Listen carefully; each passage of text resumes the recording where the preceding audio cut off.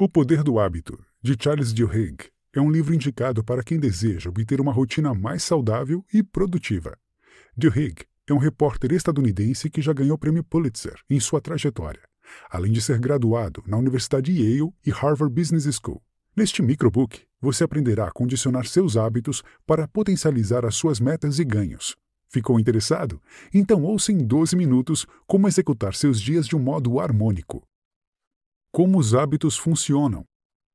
Eugene Pauly era um paciente idoso que teve problemas cerebrais causados por uma cefalite viral. Por esse motivo, perdeu a capacidade de usar uma parte do seu cérebro, o lobo temporal medial. As outras partes continuaram funcionando normalmente, mas sua memória ficou prejudicada. Ele se tornou incapaz de lembrar qualquer coisa que tivesse ocorrido após 1960. No entanto, se lembrava de tudo o que aconteceu antes disso. Com efeito, se transformou em um homem incapaz de aprender coisas novas e, em segundos, esquecia o que havia ocorrido no momento anterior. Sua perda de memória poderia fazer com que ele se perdesse e nunca mais voltasse para casa. Por incrível que pareça, em apenas 15 minutos, seguindo sua rota diária, ele conseguiu retornar para casa. Alguns dias depois, Eugene já era capaz de fazer o percurso sozinho. Isso fez com que os cientistas o estudassem e descobrissem que os hábitos são armazenados em uma área do cérebro totalmente diferente do lobo temporal, responsável pela memória. Isso provou que nós aprendemos e tomamos decisões inconscientes sem a necessidade de nos lembrarmos sobre os fatos que levaram àquela decisão ou aprendizado. Esse é o poder do hábito. Acionando hábitos.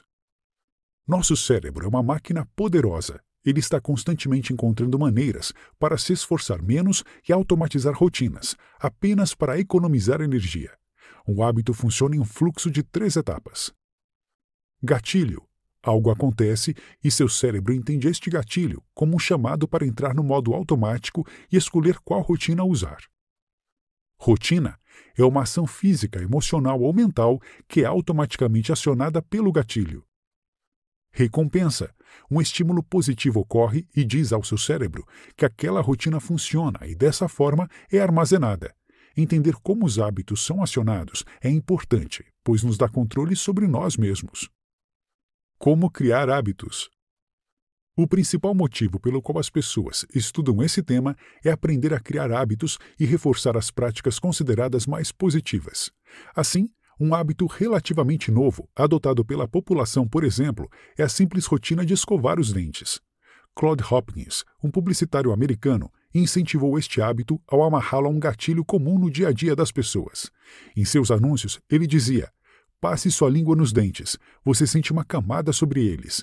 Essa camada faz com que seus dentes percam a cor e se deteriorem." Após o gatilho, seus anúncios diziam: "A pasta de dentes Pepsodent remove esta camada e deixa seus dentes mais limpos e bonitos."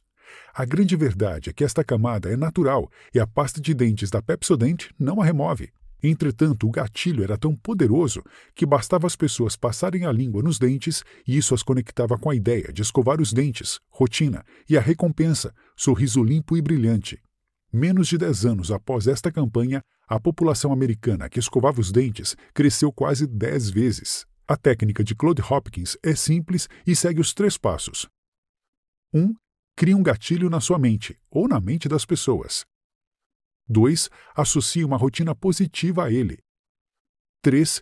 Crie uma recompensa mental ou física associada à manutenção deste hábito. Mudança de hábito. O treinador americano Tony Dungy tinha um método não convencional e extremamente bem-sucedido para garantir que seus atletas tivessem bons resultados. Ele levava seus jogadores a responderem automaticamente às jogadas de seus oponentes. Ele não queria que a sua equipe pensasse antes de agir. Tony recorria à formação de hábitos que respondiam imediatamente e não a escolhas racionais em cada jogada. O treinador sabia que hábitos não são facilmente removidos, eles precisam ser transformados. E eles só se transformam se uma nova rotina pode substituir a rotina existente com o mesmo gatilho e uma mesma recompensa. Seus treinos se baseavam em amarrar os gatilhos e as recompensas existentes a novas rotinas. As novas rotinas eram mais simples, davam aos jogadores menos escolhas e mais comportamentos não racionais. Com seu método, Tony conquistou dezenas de títulos e se tornou um treinador lendário. Outro método extremamente bem-sucedido de mudança de hábitos são os 12 passos dos Alcoólicos Anônimos. O método simplesmente propõe novas rotinas para o gatilho da necessidade física de consumir álcool e utiliza as mesmas recompensas que o álcool desperta nas pessoas, como relaxamento, necessidade de companhia, redução de ansiedade, dentre outros. Porém, o método do AA, por si só, ainda tem dificuldades de transformar os hábitos das pessoas. Por isso, ele investe também na criação da crença de que as pessoas viciadas em álcool precisam da intervenção das outras pessoas. Elas precisam acreditar que tem mais gente envolvida nesta transformação para não as decepcionar. Essa fé é um ingrediente essencial para mudar hábitos, pois a mudança ocorre em sociedade. Agora que chegamos na metade da leitura, vamos nos aprofundar nos conceitos essenciais para a criação de bons hábitos, como a importância das pequenas vitórias e os métodos empregados pelos líderes e corporações de sucesso. Pequenas vitórias têm grandes impactos. Existem muitos hábitos em nossas vidas que influenciam dramaticamente a maneira como vivemos e como as empresas funcionam. Um hábito positivo leva a outro, e isso cria uma cadeia de hábitos positivos que funcionam bem em conjunto. Pessoas que começam a exercitarem-se, por exemplo, naturalmente começam a se alimentar melhor, tornarem-se mais produtivas no trabalho e, consequentemente, o estresse é reduzido. Na sua vida ou na sua empresa, é essencial identificar um hábito fundamental que precisa ser mudado e que trará melhorias diversas em vários outros hábitos que impactam seu dia a dia. Encontrar o hábito fundamental é difícil e requer uma abordagem de tentativa e erro. O importante é identificar algo que é pequeno o suficiente para ser mudado e tem impactos positivos no todo. Em 2009, por exemplo, um estudo provou que o simples hábito de anotar os alimentos consumidos durante o dia era capaz de ajudar as pessoas a identificar padrões de alimentação, o que fazia com que elas planejassem melhor sua alimentação, tornando-as mais saudáveis. Neste estudo, o grupo que tinha os diários de alimentação perdeu o dobro de peso que os demais participantes. Como líderes criam hábitos? Todas as empresas têm hábitos institucionais, que são repetidos diariamente por seus membros. Apesar de uma empresa acreditar que toma decisões planejadas no dia a dia, a verdade é que existe uma máquina de rotinas que levam às decisões da organização. Empresas bem-sucedidas cultivam hábitos que equilibram o poder e a paz. No início dos anos 2000, por exemplo, o Hospital Rhode Island era considerado um dos melhores dos Estados Unidos. Porém, com o sucesso, uma cultura tóxica se instaurou. Médicos tratavam mal as enfermeiras, e isso levava a maus tratos aos pacientes e erros médicos. O executivo responsável pela qualidade do hospital tomou ações simples que mudaram completamente sua cultura. Coisas simples, como o uso de câmeras nos consultórios, checklists de conferência para várias situações e a criação de um sistema de avaliações, permitindo que as enfermeiras prevenissem erros operacionais e quaisquer maus tratos. Essas medidas simples formaram novos hábitos que fizeram com que o hospital recuperasse sua autoridade e ganhasse diversos prêmios de qualidade. Como as corporações manipulam hábitos? Nos últimos anos, com o advento da internet e da computação, as empresas passaram a ser capazes de capturarem um alto volume de dados sobre os hábitos dos consumidores para predizer suas ações, novos produtos e demandas do mercado. Isso fez com que elas descobrissem que hábitos são mais importantes do que as intenções do consumidor no processo de compra. Cada pessoa tem hábitos únicos, pessoais. Por isso, ao analisar este alto volume de dados, as empresas que entendem o papel do hábito no processo de compra são capazes de personalizar seus produtos e serviços para os hábitos dos grupos mais comuns de pessoas. Com informações como suas compras anteriores, sua idade, sexo e os meios de pagamento que você usa, as empresas conseguem identificar grupos de usuários que agem de maneira relativamente similar. Se você compra pirulitos e fraldas toda vez que vai ao supermercado, por exemplo, as empresas podem descobrir que você tem filhos de idades diferentes. Com estas informações, as mesmas empresas são capazes de lhe enviar recomendações de produtos e cupons personalizados.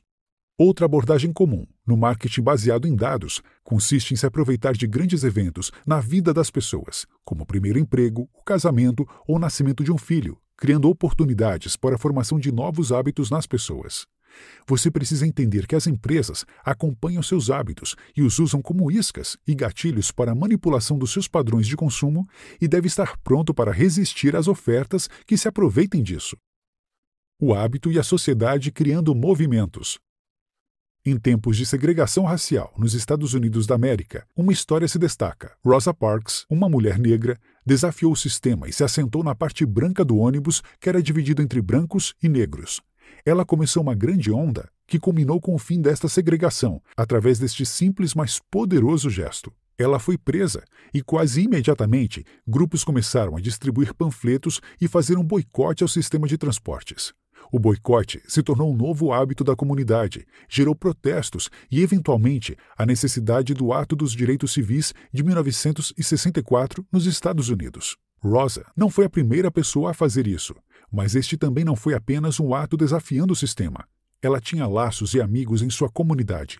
Os comportamentos que ocorrem sem planejamento racional, como o que ocorreu com Rosa, são muitas vezes os pilares das grandes mudanças na sociedade. Movimentos como este acontecem, pois existem hábitos relacionados ao grupo de amigos, vizinhos e grupos com relação a uma causa. A ação de Rosa cresceu, pois foi adotada pela comunidade e as pessoas queriam demonstrar uma nova identidade e participar de um grupo que se unia através do desejo pelos direitos civis. O poder dos laços fracos explica como um protesto pode deixar de ser apenas algo de um grupo de amigos e se tornar um movimento social forte. Convencer milhares de pessoas a buscar o mesmo objetivo é difícil, mas usar a ligação entre as pessoas para criar uma pressão de companheiros tende a funcionar para mudar os hábitos de uma sociedade. Notas finais. Hábitos ditam muito das suas atividades e dizem muito sobre quem você é. Entendê-los é o primeiro passo para ser capaz de transformar sua vida, sua produtividade e seus resultados nos negócios. Você se torna melhor naquilo que você repete constantemente, e isso são seus hábitos. Trabalhe para conhecer a si mesmo, transforme-se e exercite a sua força de vontade para se tornar uma pessoa com um grande autocontrole. Crie um hábito agora. Leia um microbook todos os dias. Comece por A Tríade do Tempo.